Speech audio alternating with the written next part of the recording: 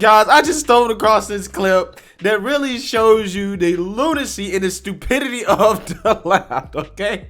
Because when I saw this clip, bro, I cannot believe this woman said the things that she said in this clip. It reveals, again, the stupidity of the leftist ideology, especially when it comes to this conversation about women's health care, okay, Roe v. Wade, and abortion, right? All of a sudden, guys, the left has figured out what a woman is, okay? They figured out what a woman is. Except in this segment right here that I'm going to talk about, one of Tiffany Cross's guests realized that the things that she was saying didn't necessarily fit the woke narrative and tried to correct course, but corrected course in a way that made absolutely no sense biologically. So I want to talk about this because I found this to be absolutely fascinating and hilarious at the same time. But before I get into this, I just want to let you guys know, if you like my channel, you want to support my channel, you can do so using the links in the description below. You can support the Patreon, you can support the PayPal, you can support the merch, and there are multiple ways to support the channel if you'd like to do so. Sorry guys, I'm cracking up because I just found this clip to be so hilarious. But without further ado, let's roll this clip of Miss Tiffany Cross and her guest, Miss Michelle Collin, who says that people without uteruses should not speak on the topic of Roe v. Wade and abortion, except non-gender conforming / trans women. Take a look. The fictitious Vice President Selena Meyer on the HBO show Veep says that if men could get pregnant, you'd probably be able to get an abortion at an ATM. I think that's a valid point to make here.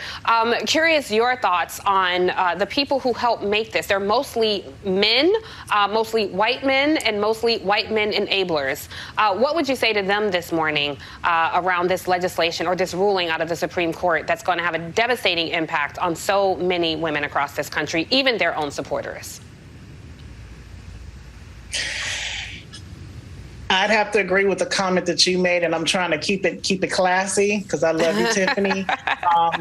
But no, I don't think anyone with a penis should have any say unless it's someone that me or that pregnant person includes into that decision. And moving forward, when dealing with women's health care and people with vagina, and when I say women, I'm including non-gender conforming individuals and trans women. So if you are someone who does not have a vagina, if you don't have a uterus, you should not be making any decisions, any opinions, unless you are a medically trained and schooled doctor. Period. That's all I'm going to say on that.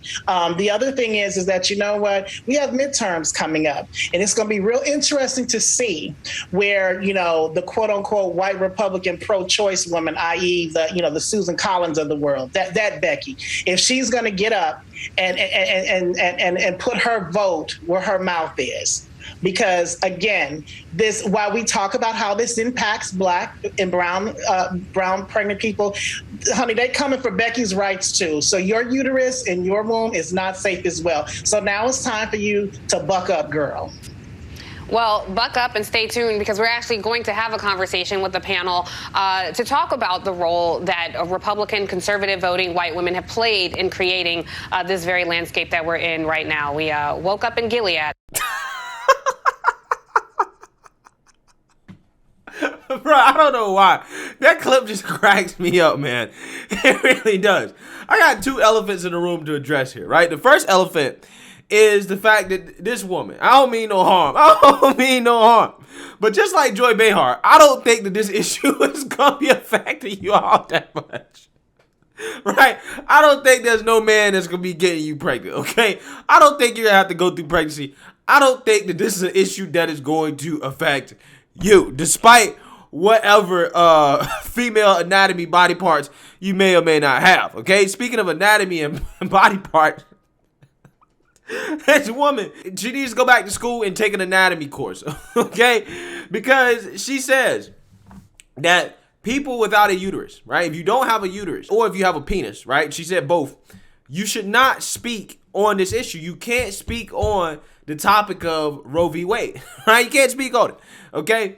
But she also slips in there because she's trying to be woke as well too. Again, this is where wokeness gets in the way of logic, okay, she slips in there, when we're talking about women's health care, I'm also including trans women and non-gender conforming individuals. I'm like, you do understand that no trans woman has a uterus, right? They don't have a uterus, okay? Some of them might have vaginas, all right? They go through their surgery to flip their thing-a-ling inside out or whatever, right? Whatever they do, I don't know.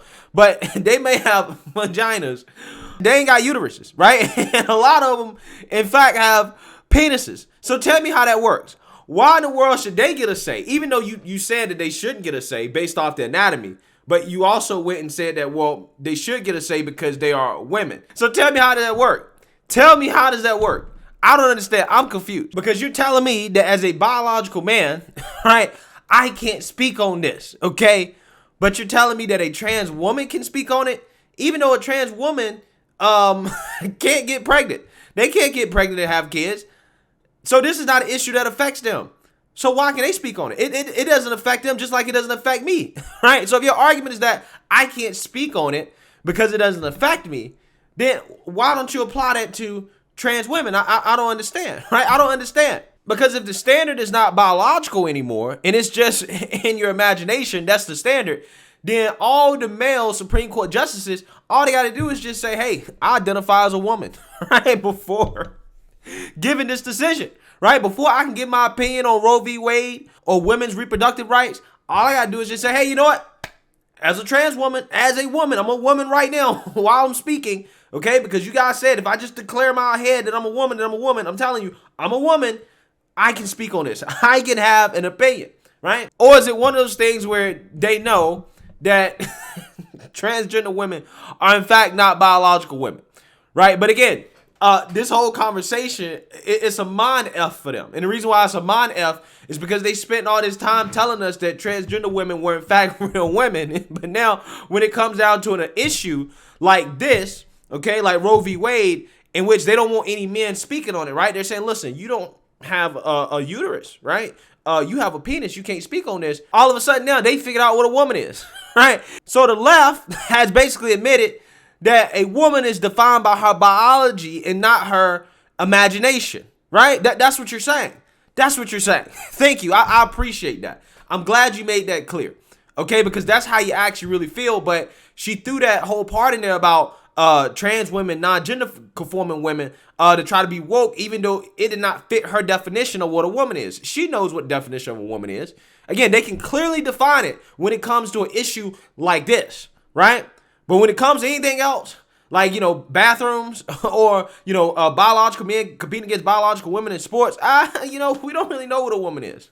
Okay, but with this issue right here, they can clearly pull up the biology and take you to anatomy class. Right, except the part where this woman apparently doesn't understand that transgender women do not have uteruses and that some of them have penises. I don't know what she was doing. That maybe she was just trying to be woke and not offend the mob. I think it's probably that, right? She was trying not to offend the mob, even though she knows what reality is. So my next point here that I want to bring up is that this lady also talks about the midterms, right? And she claims that hey, we're gonna see what happens when it comes to the midterms and, whether or not, women or suburban women that typically vote Republican or whatever, what they're going to do, right? Are they going to change their minds, right, and vote Democrat, because of all this?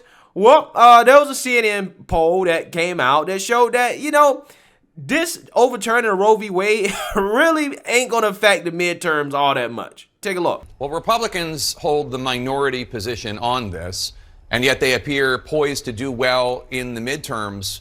Would this impact their victories at all? This is so interesting. And obviously, this is a first reaction in the immediate aftermath that we're going to see the actual opinion come down, mobilized campaigns around this. But the first reaction, we asked people to get their feelings about what would happen if indeed the court overturns Roe. 17%, just 17% say they'd be happy. Okay, compare that to the 36% who say they would be angry. Obviously, the group angry is the larger group, Jake. But look at this. I think this is one of the most interesting findings in the whole poll. Among those folks who say they're happy, 38% of them are extremely enthusiastic about voting in the midterms. Extremely enthusiastic. The larger group, the angry folks, only 20% of them are extremely enthusiastic about voting in the election. So Democrats are going to lean into this, but it's clear here that it is not just a clear advantage for Democrats on this issue right now in terms of enthusiasm for November. And how much might abortion be a single issue motivator for Americans right now? So many Americans are focused on the economy. Yeah, basically about a quarter of voters in this poll, Jake, 26% say a candidate must share their views on this issue in order to get their vote. 56% say it's just one of several factors. Only 18% say it's not a major issue at all, Jake. Yeah, so if you believe that CNN poll, in a nutshell, those who are happy about Roe v. Wade being overturned are much more likely to vote than those who are angry about Roe v. Wade being overturned. Okay, which basically means that more Republicans who are pro-life may show out to vote in the midterms than Democrats who are pro-choice, right? Which, in my opinion, kind of supports my hypothesis here that if a liberal did actually leak this document from the Supreme Court, it was probably one of the stupidest political miscalculations I've ever seen in my life, because essentially all it does is that it just locks in a decision, right? It just makes it so the conservative justices are not going to change their minds, because if they change their minds, then they will be seen as being persuaded by public opinion, right? So you've locked in a decision. All the outrage, the maximum outrage from this decision is going to be right now, right? It's going to be right now. It's not going to be when the ruling is official. It's going to be right now, which is further removed from the midterms than the actual official ruling would have been removed from the midterms, right? So if they would have waited until the official ruling where everything was said and done and there was no possibility of any change and there was no anticipation or lead up to it, I think there would have been a whole lot more outrage and it would have been a lot closer to the midterms. But because this thing has now been leaked basically a month before it was supposed to be leaked, what's happening is that all the protests, all the outrage is happening now. It's going to die down, and in 2 or 3 weeks, nobody's going to care about this. When the official decision comes down, people aren't really going to care all that much either, right? There'll be some more outrage and protests, but you already knew it was coming. So that being said, I don't think that this is going to be an issue come to midterms. I just don't, right? I just don't. I don't think it will. I think the economy is going to take back over. There'll be something else that pops up. I don't really think that the people who care about this the most are the people that actually go out here and vote, right? I really don't. I really don't. I think at the end of the day, this leak right here, if it was leaked by a liberal, it's probably one of the biggest political miscalculations that I've ever seen in my lifetime. Because to me, it seems like it's probably more likely to backfire than to benefit the Democrats in any way whatsoever. But I want you guys to remember, you can't speak on this issue if you don't have a uterus and or you have a penis. Unless in your imagination, you are a woman, right? Unless in your imagination you're a woman, that's the only exception. At that point, then your penis/uterus status doesn't matter anymore. Let me know what you guys think. Make sure you like, comment, and subscribe. Most importantly, share a Black conservative perspective. Peace.